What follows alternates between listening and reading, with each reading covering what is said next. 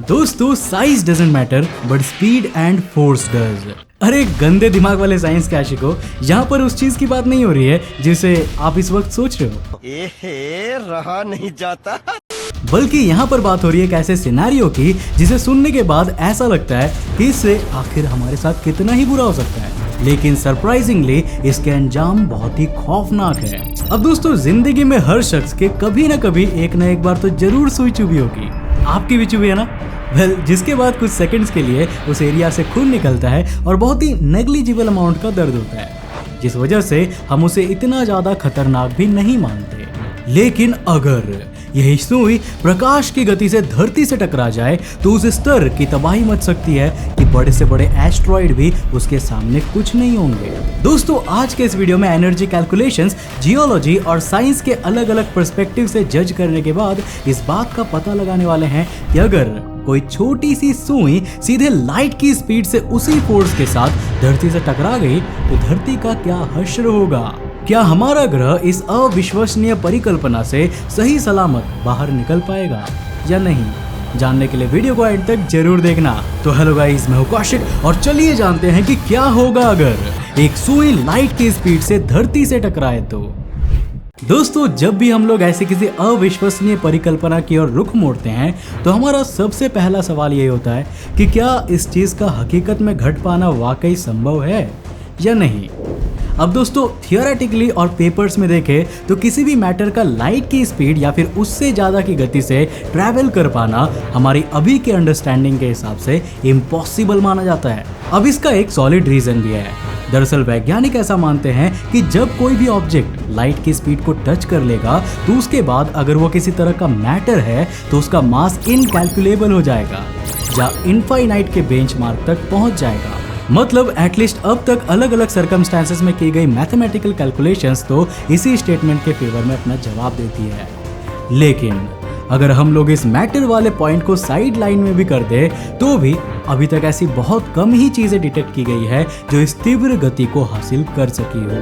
दोस्तों लाइट की स्पीड यानी कि 29,97,92,458 मीटर्स पर सेकंड की गति को अभी तक केवल विजिबल लाइट और कुछ इलेक्ट्रोमैग्नेटिक रेडिएशंस ने ही अपने नेचर में अचीव किया है। अब इसके अलावा सरप्राइजिंगली अभी तक ऐसी कोई भी चीज वैज्ञानिकों ने पूरे कॉस्मोस में नहीं खोजी है जिसको लेकर वो पुख्ता तौर पर श्योर हो कि उस वेव या फिर उस पार्टिकल ने यह मुकाम हासिल किया हो, जिससे आप खुद ही समझ सकते हैं कि यह अपने आप में कितनी बड़ी बात है। अब दोस्तों हमारे एटमॉस्फेयर में हर हफ्ते इतने छोटे छोटे मीटियोर्स आकर वैनिश हो जाते हैं कि लोग उन्हें नोटिस भी नहीं कर पाते। लेकिन चूंकि हमारी सुई की स्पीड किसी भी ऑब्जेक्ट की औकात से काफी ज्यादा है, इसीलिए जब तक धरती का एटमॉस्फेयर इस पर रिएक्ट करने का इनिशिएटिव लेगा उसके 1/10,000 टाइम में ही यह सुई धरती की सतह पर पहुंच जाएगी या यूं कहे कि सतह से टकरा जाएगी।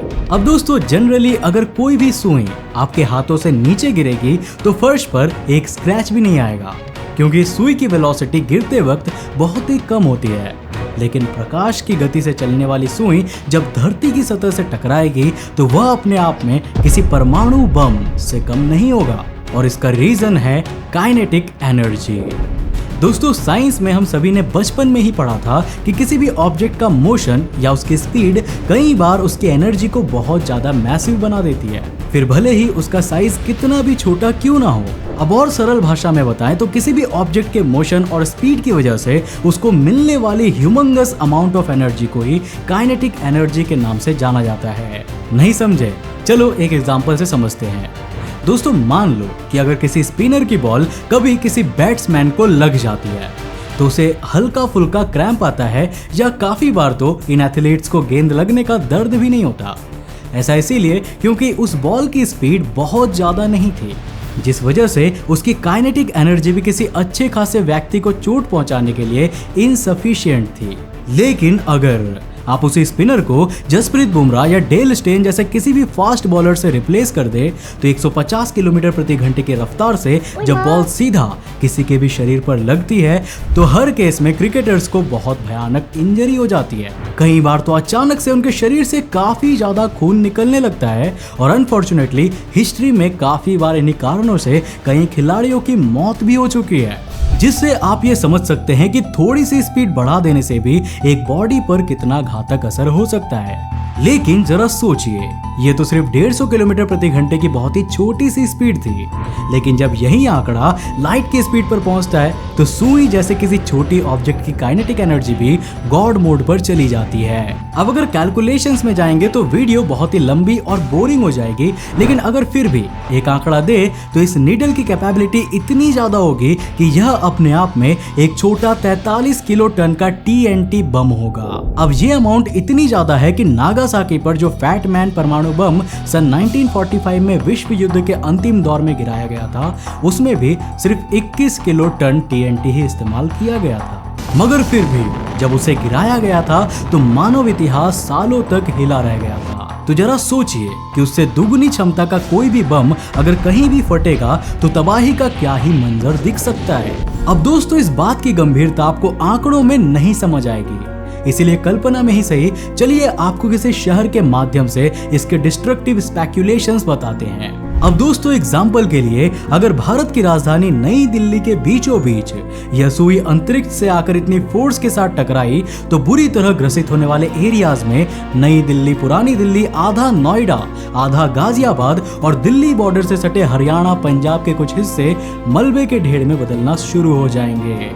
कुतुब मीनार, लाल किला और जितने भी ऐतिहासिक स्ट्रक्चर्स इस पूरे एरिया में आप आज तक देखते हैं वो सभी या तो भूकंप के कारण या उस फोर्स के कारण पूरी तरह से नष्ट हो जाएंगे।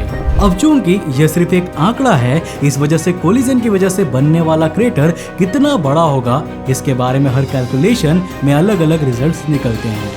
लेकिन अगर ऑन एन एवरेज कहे तो शायद इस टकराव के बाद बनने वाला क्रेटर कोलिजन पॉइंट से कम 2 किलोमीटर चौड़ा हो सकता है। अब दोस्तों, इसके अलावा अनुमानित तौर पर उस पॉइंट के 500 किलोमीटर के रेडियस में 5 या फिर उससे ज्यादा की मैग्नीट्यूड का भूकंप भी महसूस किया जाएगा, जिसमें कुछ बाहरी शहरों में तो बहुत ज्यादा नुकसान या तबाही देखने को नहीं मिलेगा, लेकिन पास के शहरों में बहुमंजिला और कमजोर इमारतें राख में बदलने शुरू हो जाएंगे।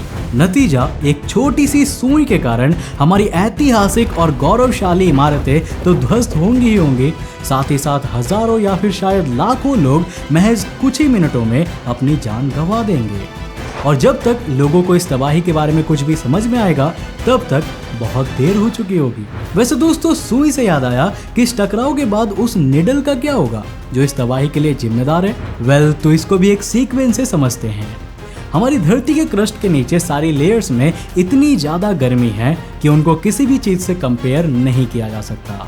यहाँ तक कि हमारी धरती के इनर कोर में तो इतनी ज्यादा हीट है कि उसका टेम्परेचर सूर्य की सतह के बराबर आंका जाता है। अब आमतौर पर तो वहां तक कोई भी चीज सही सलामत नहीं पहुंच सकती, लेकिन अगर कोई चीज वहां पहुंच भी गई तो भी वो वहीं पर पिघल कर नष्ट हो जाएगी।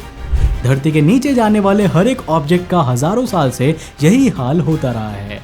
लेकिन यार, ये पूरी कहानी बदल जाती है अगर उस ऑब्जेक्ट की स्पीड लाइट के स्पीड के बराबर हो जाए तो। दोस्तों, कुछ फिजिसिस्ट का मानना है कि चूंकि उस नीडल की स्पीड और इनर्शिया इतनी ज्यादा होगी कि उसकी कल्पना भी नहीं की जा सकती, इस वजह से ये अपने रास्ते में आने वाली लिटरली हर एक चीज को भेद कर पार कर जाएगी, जिसका मतलब है कि यह धरती के अंदर मौजूद मैग्मा और कोर में इतना टाइम स्पेंड ही नहीं करेगा कि वहां की गर्मा गर्म हीट इस पर रिएक्ट कर पाए, जिस वजह से 90% चांसेस यही कहते हैं कि सुई जिस छेद से घुसी थी उसी छेद में गड्ढा करते करते उसके दूसरे छोर से वापस निकल जाएगी, ताकि अंतरिक्ष में किसी दूसरे सेलेस्टियल ऑब्जेक्ट को अपना शिकार बना सके।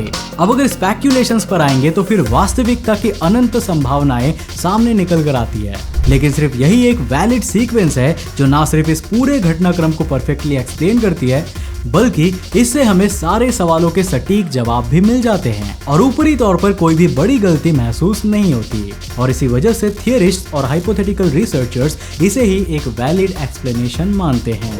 यानी 100 बात की एक बात यह है दोस्तों कि भले ही इतने छोटे होने के बावजूद इस निडल यानी कि सुई की स्पीड इसे किसी परमाणु बम से भी बहुत ज्यादा खतरनाक बना देती हो, मगर फिर भी ये निडल पूरी मानव सभ्यता को खत्म करने के काबिल नहीं है। वैसे यार, ऐसे और कौन कौन से इमेजिनरी सिनेरियोज है जो कि आपके दिमाग में क्वेश्चंस पैदा करते हैं और जिसे आप हमारे वीडियोस में देखना चाहते हो, नीचे कमेंट सेक्शन में बताओ। अब अगर आपका इमेजिन किया गया टॉपिक बहुत तगड़ा रहा तो हम उस पर वीडियो जरूर बनाएंगे।